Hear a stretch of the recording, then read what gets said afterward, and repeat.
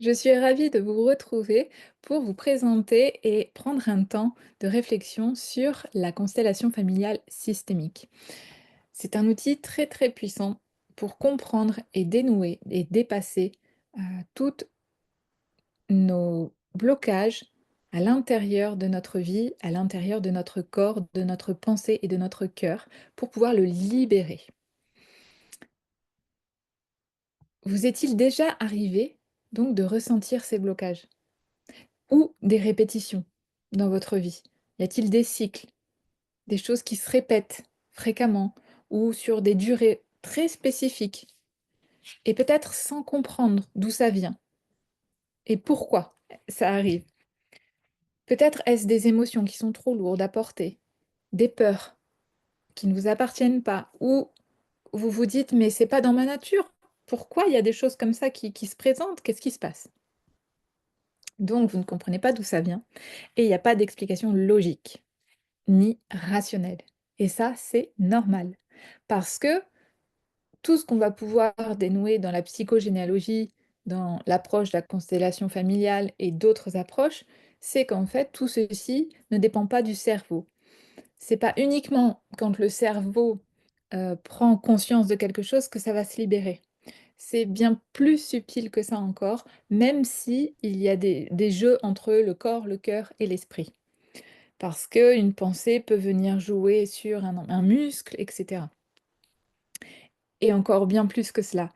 Ici, particulièrement, ce qu'on va écouter, ça va être les ressentis. Qu'est-ce qui se passe dans mon corps et dans mon cœur? Comment je me sens? Et donc, c'est peut-être là que l'histoire familiale entre en jeu et c'est souvent le cas.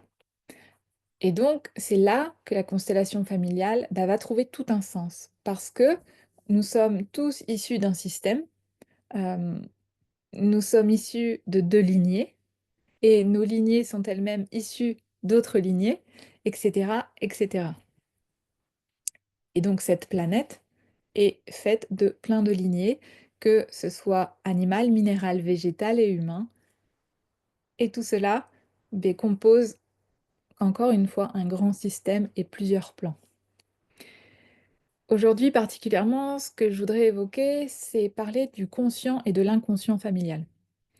On a des précurseurs ou en tout cas des figures qui ont, évoqué, abordé, recherché, étudié en clinique et partout, des systèmes et donc on reconnaît évidemment, toute l'approche de Jung qui, va travailler avec les suites de Freud, sur toute une partie aussi humaniste de l'inconscient.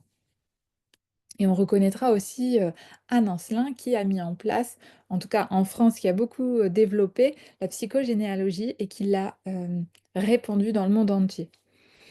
Et puis bien sûr, on reconnaît aussi, le travail de Bert Hellinger qui donc a développé la constellation familiale systémique.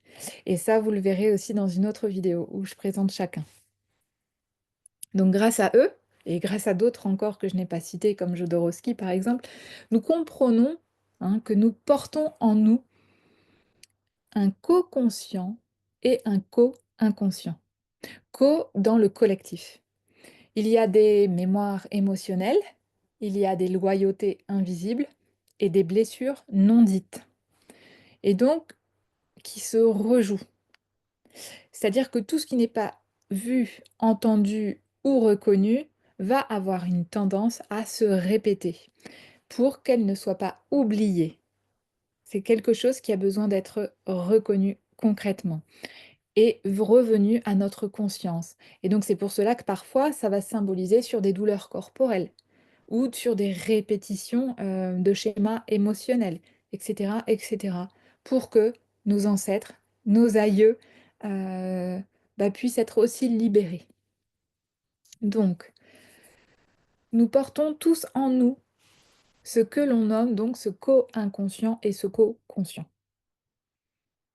C'est ce qui se joue à plusieurs niveaux dans notre psyché individuelle, mais aussi dans la psyché collective et le système familial en particulier.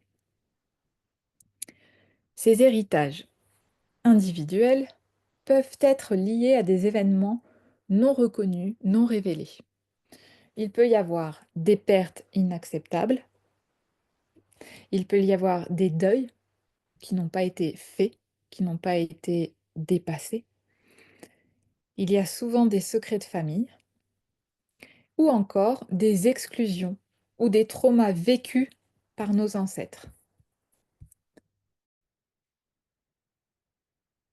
Donc, un deuil non fait est une tâche inachevée.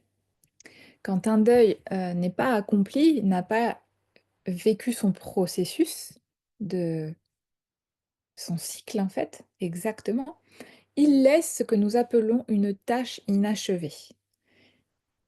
Il y a quelque chose qui reste bloqué quelque part, dans le temps et dans l'espace. Et donc, ça reste suspendu. Et ce non-dit, cet égrégore suspendu, non dit, non fait et tu, et ben, va continuer à agir et à interagir dans la systémie, parfois sur plusieurs générations, jusqu'à ce qu'elle soit libérée. On parle de 7 générations, on parle de 10 générations, mais voilà, ça peut être très très complexe. En tout cas, on le ressent dans notre corps, dans nos choix, ça influence nos choix, dans nos relations et dans notre façon de communiquer, parce que des fois, il y a des émotions qui sont plus fortes que nous, elles sont réactionnelles et compulsives, ben, elles viennent peut-être de quelque part, et souvent elles viennent de quelque part. Et donc sans savoir d'où ça vient. Et là, la constellation systémique peut vous permettre de le reconnaître. Donc, c'est en cela où la constellation permet de mettre en lumière des zones d'ombre, des zones d'inconnu parfois.